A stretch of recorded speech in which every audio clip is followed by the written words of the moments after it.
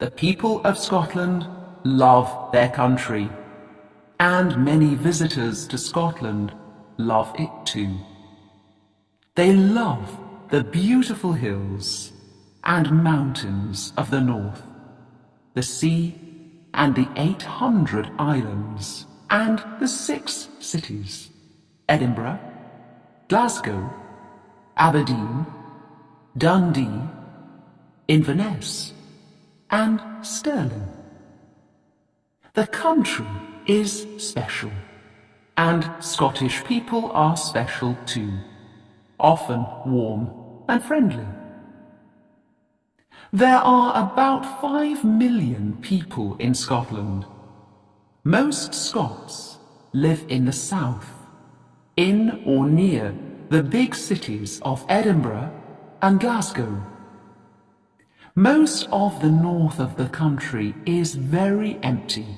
Not many people live there. A Scottish person is also called a Scot, but you cannot talk about a Scotch person. Scotch means whiskey, a drink made in Scotland. Scottish people are British because Scotland is part of Great Britain, but you must not call Scottish people English. The Scots and the English are different. These days, everyone in Scotland speaks English, but at one time, people in the north and west of Scotland did not speak English. They had a different language, a beautiful language called Gaelic. About 60,000 people, 1% of the people in Scotland, speak Gaelic now. But many more want Gaelic in their lives because it is part of the story of Scotland. Scotland is not a very hot country. In the summer, the days are long and it can be warm. But in the winter, the days can be just 7 hours long and it often rains. For many years, Scotland was a poor country, but now things are better for most people. There is oil and gas in the sea between Scotland and Norway. Edinburgh is an important place for money, and there are big banks there, like the Royal Bank of Scotland. People in many countries drink Scotch whisky, and the whisky business makes a lot of money for Scotland. Tourists visit this beautiful country, and that brings money to Scotland too. Many people love living and working there, and more than 20 million visitors go to Scotland each year.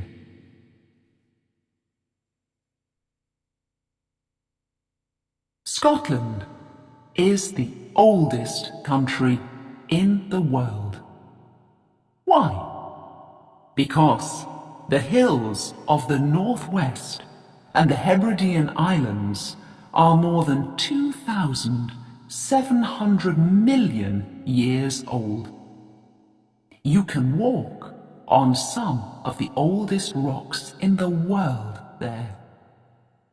People first lived there 9,000 years ago. At Skara Brae, on the Orkney Islands, in the far north of Scotland, you can see the houses of early people from about 5,000 years ago. The houses at Nap of Hower, also on the Orkneys, are the oldest in Europe. The Romans went to Scotland, but they did not stay there for long. Between AD 122 and 128, they built Hadrian's Wall. It was 117 kilometers long and went from sea to sea across the most northern part of England. The Romans stayed in England for nearly 300 years until about AD 400, and then they left and went back to Rome. Today, you can visit Hadrian's Wall in the north of England and walk along parts of it. Who were the first Scots? The people north of Hadrian's Wall were called Picts by the Romans. We can still see some of their story in their pictures in stone. But there were also Scotti from Ireland. The name Scotland comes from the Scotti. Vikings from Norway, and some English people from the south. These different peoples came under one king in the 800s. The first king of all the Scots, many people say, was Kenneth MacAlpin. He was king from 843 to 858. But the most famous Scottish king of this early time is Macbeth, 1040 to 1057.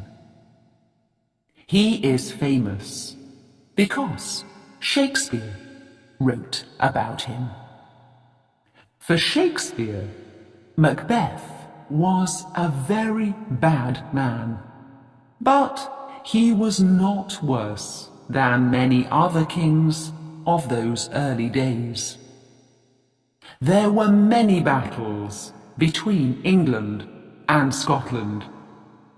One important Scot was William Wallace, about 1270 to 1305. You can learn about him in the film Braveheart. Then, in 1314, the Scottish king Robert the Bruce took his men to the Battle of Bannockburn.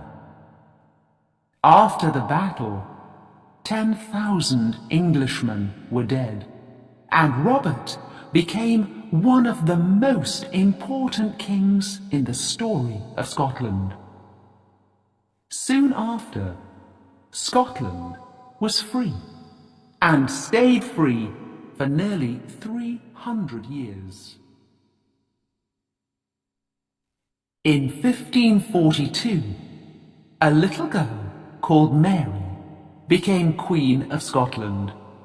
She was 6 days old, and only the second woman to be Queen of this country. Mary, Queen of Scots, became a tall and beautiful woman, but some Scots did not want her to be queen.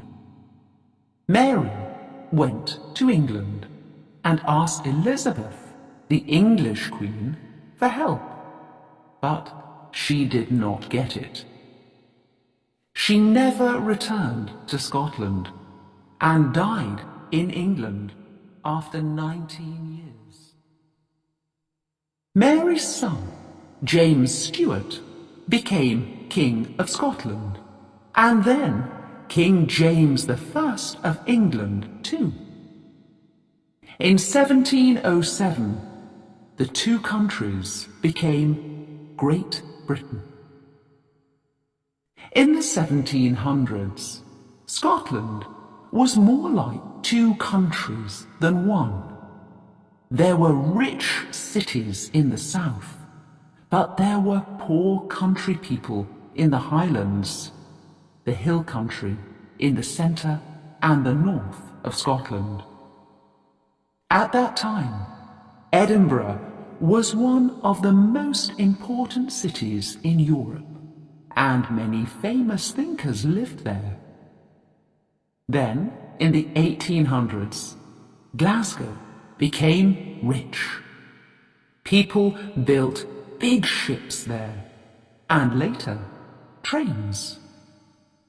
So, the south of Scotland had busy cities with beautiful buildings, lots of work, and money. In the Highlands, things were very different. After 1714, Great Britain had German kings from Hanover in North Germany.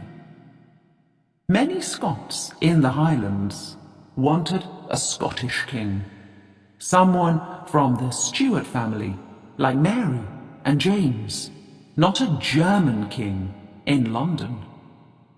They wanted Charles Stuart, Bonnie Prince Charlie, the grandson of the last Stuart king, James II of England and the 7th of Scotland.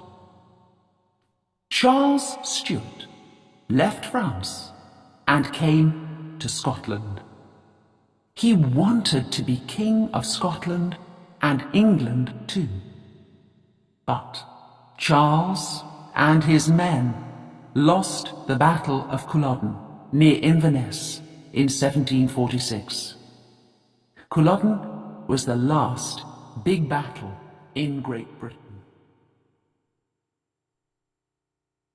After the battle, the British soldiers looked for Charles, but he went into the hills.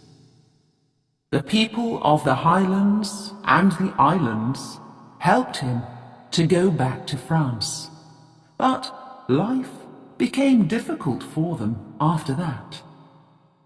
The British soldiers stayed in the Highlands and took away houses and land from the friends of Charles Stuart.